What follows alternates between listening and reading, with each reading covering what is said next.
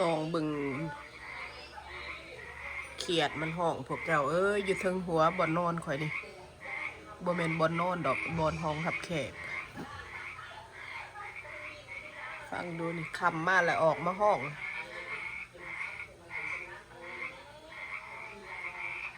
เขียดหลายได้นี่นะพอมันนะเฮาคอยโฮดสวนพักนะยามมื้อแรงมาแล้วมันมีน้ำเนาะเพิ่นออกมาคอยเป็นวัดพวกแก้วเสียงบ่อน่ะเดี๋ยวนี้8 โมงแรงนี่นะนอนไปน้อยหนึ่งแล้วหาก็ตื่นมาอีกนี่นะมาแต่การแล้วก็6 โมงแล้วก็รับน้อยหนึ่งตื่นมาหิวได้บัดนี้สิไปหากินก่อนมาอุ่นหม้อต้มฟื้อพวกแก้ว8 โมงแรงยังหิวอยู่นี่นะเดี๋ยวมันสิไปจอยเนาะข่อยนี่นะอยากนี่มาได้กินยำนั่นเบิ่งในหม้อฟื้อข่อยกินไปเทื่อหนึ่งแล้วแหละตอนมาแต่ทำงานนะหิวอีกกินอีกได้นี่นะหมอบแค่หนึ่งนะนี่เห็ดยำได้ค่ะ2 มื้อเพื่อกินมีแต่ลูกซีนกับกระดูกก็ละลายได้ในใส่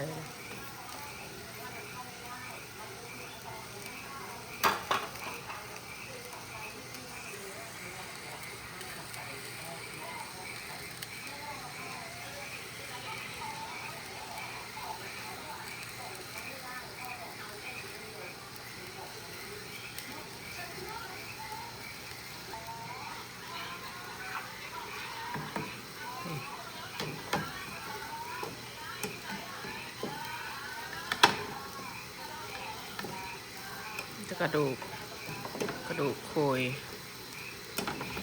กินไปคุละเถื่อเลยแหละหัวขอกิน2 เถื่อแหละคอยเถื่อนี่ก็เป็นเถื่อที่2เลยนี่เด้บ่ได้ใส่ยังหลายดอกลูกซีนกับกระดูกกระซีนสดหมอกย่าง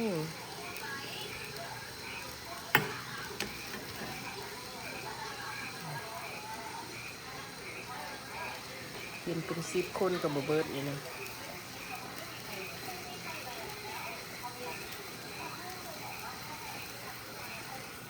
อันนี้น้ำลวกเส้นเพิ่น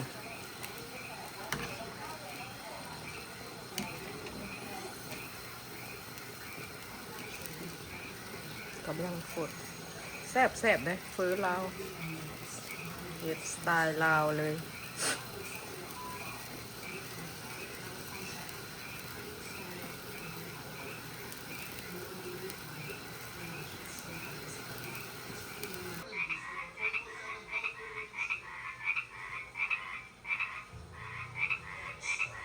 สำนอนหน้าเนาะบ้านคอยนี่นะ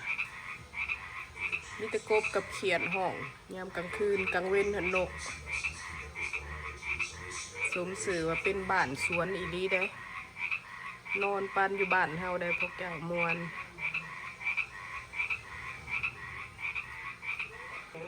เด้อกินเฟอน้ำกันเด้อพี่น้อง8 โมงแล้วยังกินเฟอเดี๋ยวถั่วง่ายได้นี่นะแซ่บคือยังนี่เด้อเฟอเห็ดเฮาเอง